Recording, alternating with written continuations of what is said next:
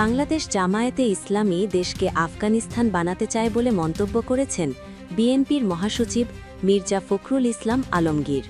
সোমবার ২ ফেব্রুয়ারি বেলা ১২টায় ঠাকুরগাঁও সদর উপজেলার ঢোলারহাট ইউনিয়নের লালমিয়া মার্কেটে নির্বাচনী প্রচারণার সময় পথসভায় তিনি একথা বলেন। মির্জা ফখরুল বলেন, ওরা বাংলাদেশকে পেছনের দিকে নিয়ে যেতে চায়।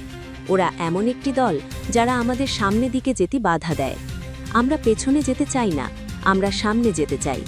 তিনি বলেন, শুনলাম জামায়াতের আমির নাকি নারীদের বিরুদ্ধে কথা বলেছেন। আমি জানি না এটা সত্য না মিথ্যা, তবে যদি তিনি এটা বলে থাকেন তবে এটি চরম অন্যায়। বাংলাদেশের মহিলারা কখনোই এটা মেনে নেবে না। জামায়াতের কড়া সমালোচনা করে বিএনপি মহাসচিব আরও বলেন, জামায়াত ইসলাম মহিলাদের কাজ করতে দিতে চায় না। তারা বলে মহিলারা ঘরে থাকবে, কিন্তু মহিলারা কাজ না করলে খাবে কি? তারা গার্মেন্টসের নারীদের বলেছে ৫ ঘন্টার বেশি কাজ করা যাবে না। এটা অবাস্তব কথা।